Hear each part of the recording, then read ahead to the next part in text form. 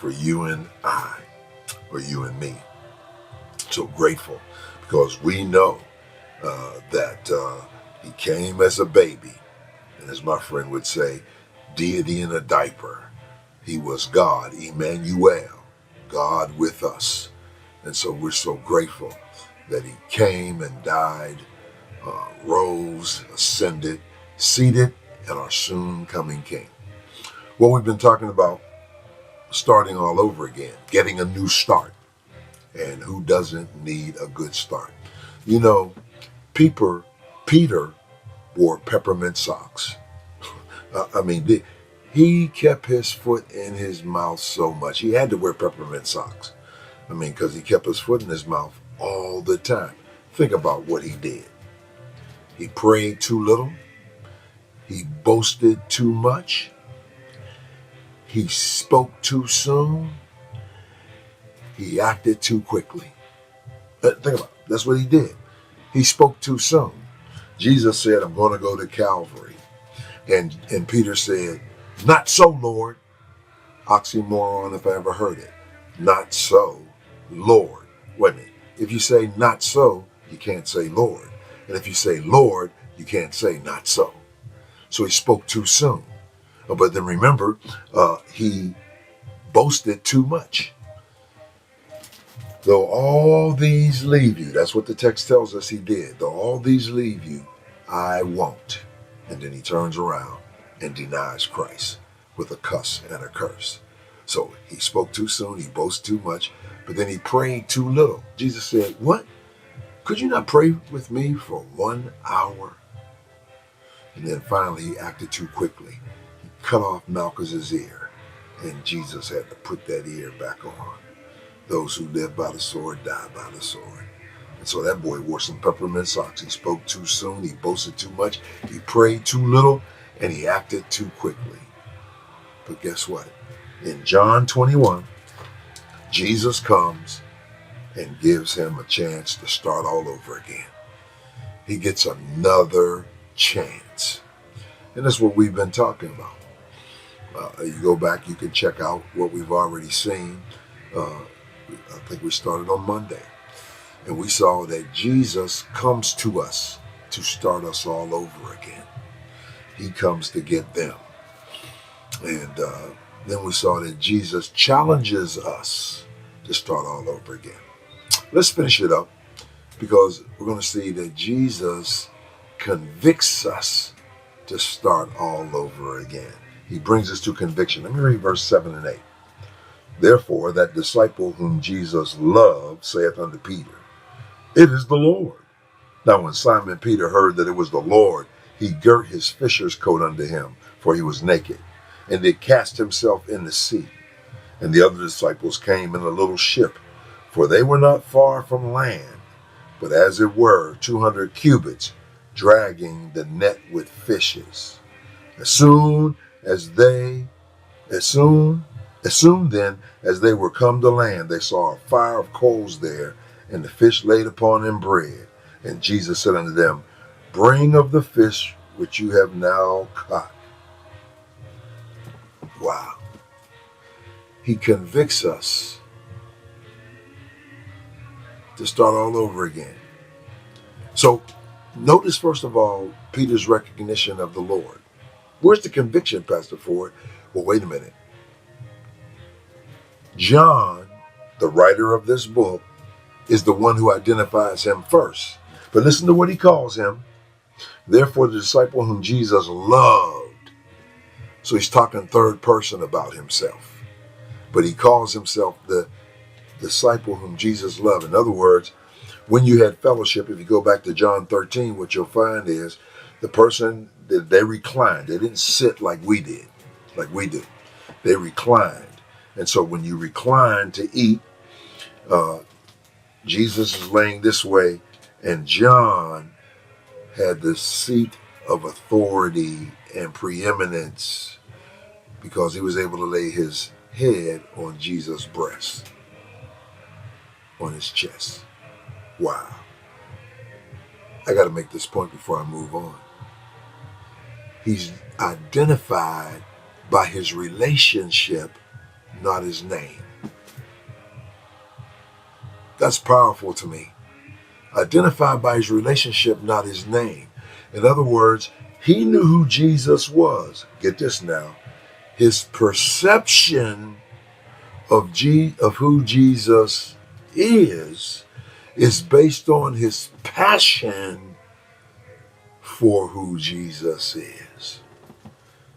Perception based on passion. In other words, I know him. You ever get a call on your celly and you're talking to the person and finally you say, "Who is this?" Because you're not accustomed to talking to him. He knew who Jesus was. Now, how did Peter come to it? Listen to what it says. After he said it's the Lord, and then Peter cast himself into the sea because he was naked.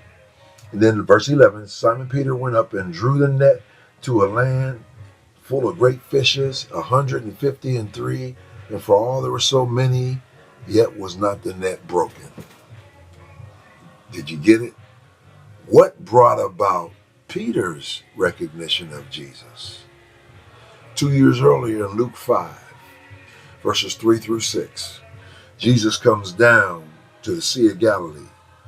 Peter had fished all night, had not caught anything. Jesus said, "Can I use your boat?" And Peter said, "Well, it ain't doing me any good. Go right ahead." And so Jesus used his boat to preach the gospel. And then he said, "You know what? I'm going to bless you because you allow me to use your boat." Now, I want to bring this out. Did Peter know that Jesus was going to give him fish? No.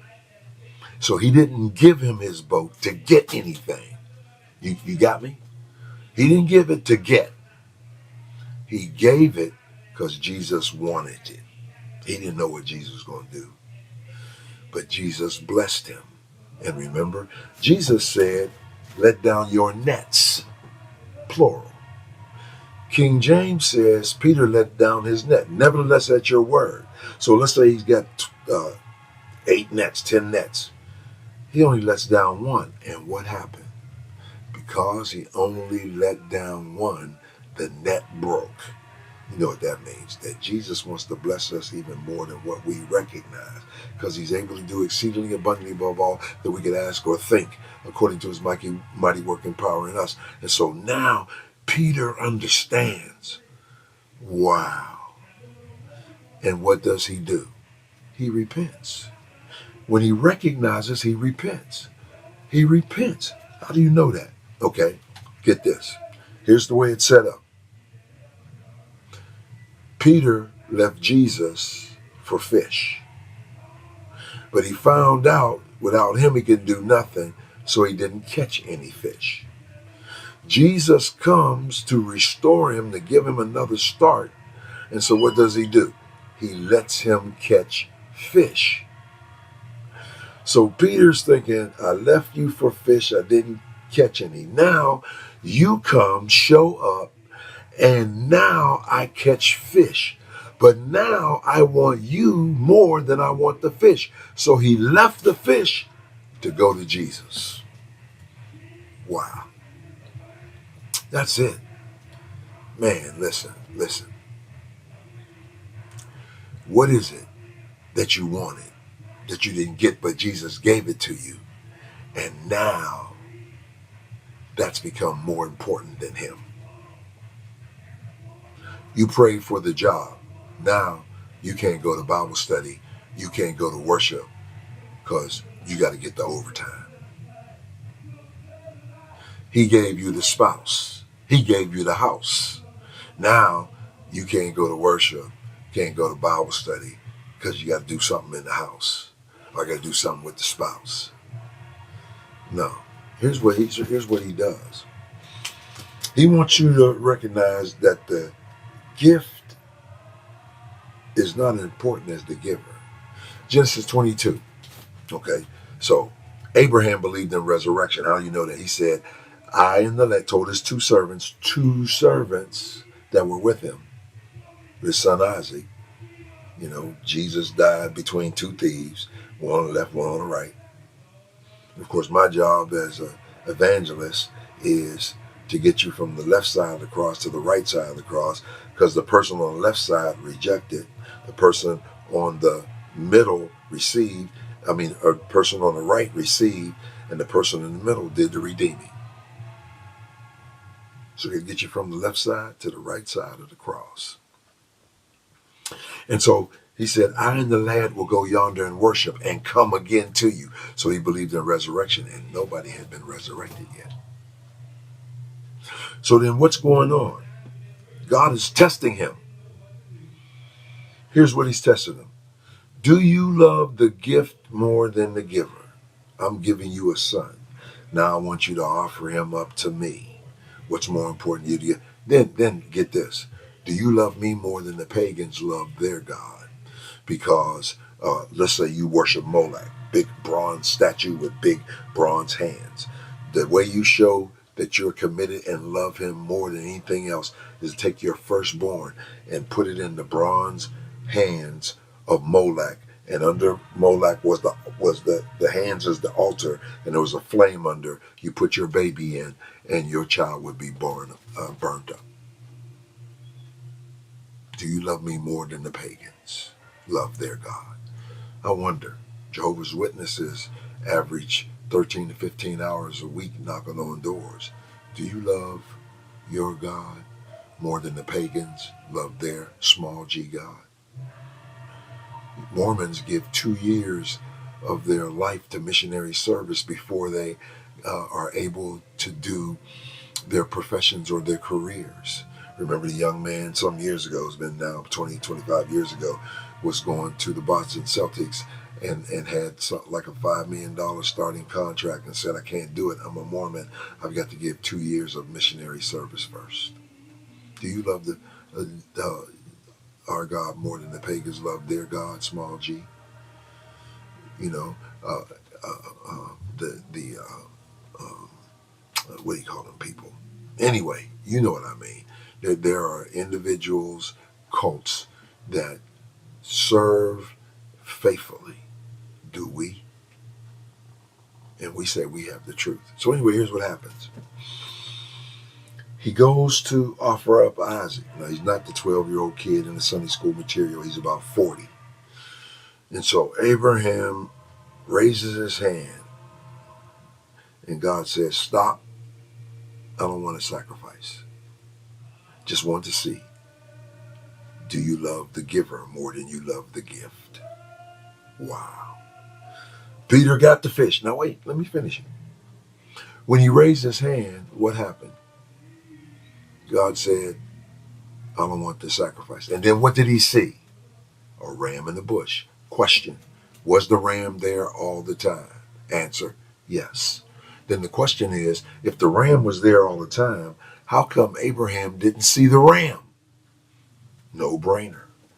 Because until you raise your hand in obedience to do what God has called you to do, you will not see the provision that he's placed for you to have when you need it, even before you know you're going to need it.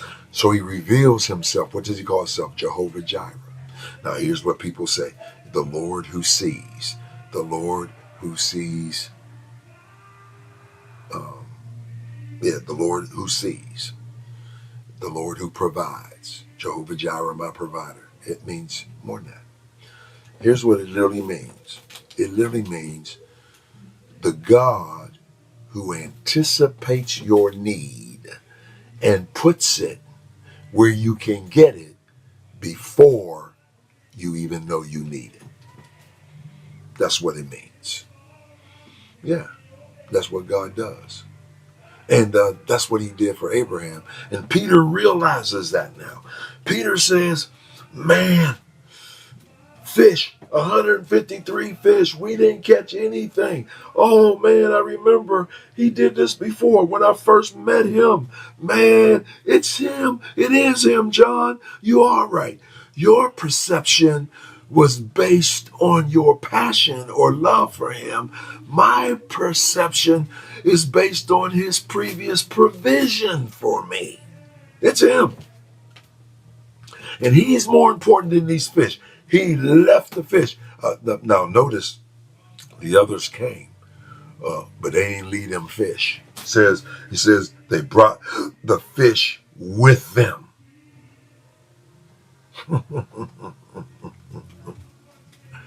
Wow.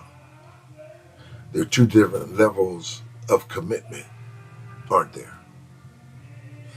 There are those who understand, like Peter, you're more important than what I left you for. That nothing is worth my fellowship with you. Disciples said, hey, we want fellowship with you, but we don't keep them fish too. Here's the last one. Jesus comes to restore us, to start all over again. He challenges us to start all over again.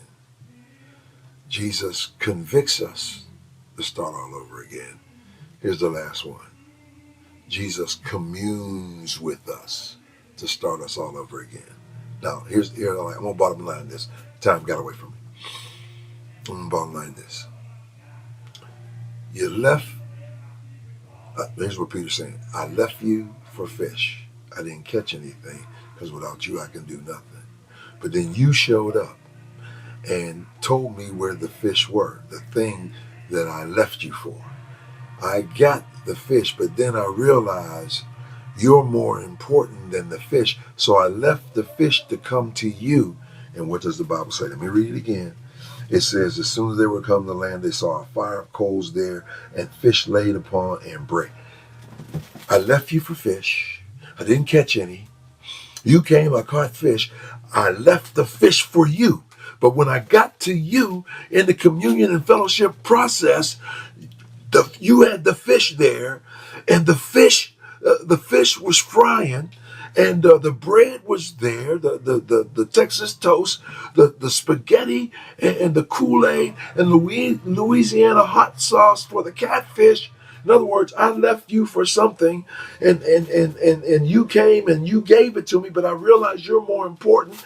So now I fellowship with you, thinking I left the fish, but you had fish ready for me to commune with me. I didn't have to cook it. I didn't have to clean it. You did it all. Man, come on, man. Give me a shout. Give me an amen. That's so powerful. Restoration. Oh, MG. I got one more thing to say, but Lord willing, it's Friday tomorrow, and we'll be able to talk about it because I want to go through that exchange. Peter, do you love me? Peter, do you love me? Robert Robinson was a pastor. At the height of his commitment to Jesus Christ, he became unstable and unhappy with his Christian belief and training. And so he left ministry. Years went by. Years later, he found himself as a fellow passenger with a young lady on a stagecoach. It was reported that she began to sing a song to break the monotony of the trip. Here's what she sang. Come thou fount of every blessing, tune my heart to sing thy grace. Streams of mercy never ceasing, call for songs of loudest praise. Teach me some melodious sonnet, sung by flaming tongues above. Praise the mountain fixed upon it, mount of thy redeeming love. Oh, to grace, how great a debtor daily I'm constrained to be. Let thy goodness like a fetter bind my wandering heart to thee. Prone to wander, Lord, I feel it. Prone to leave the God I love. Here's my heart, Lord, take and seal it. Seal it for thy courts above. As she finished singing, she looked at Robert Robinson.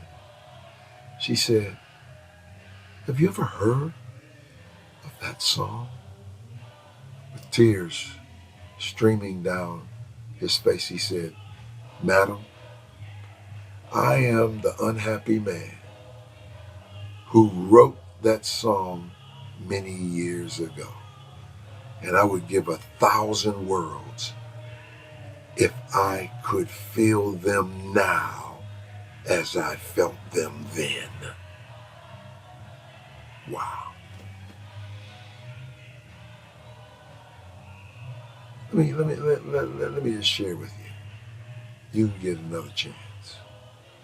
I hope somebody's encouraged. Hey, get people you like, you share, you follow. Come on, like, share, follow, and let others know about what we're doing. Well, grace and peace. Maranatha, our Lord is coming. Come on, what am I going to say?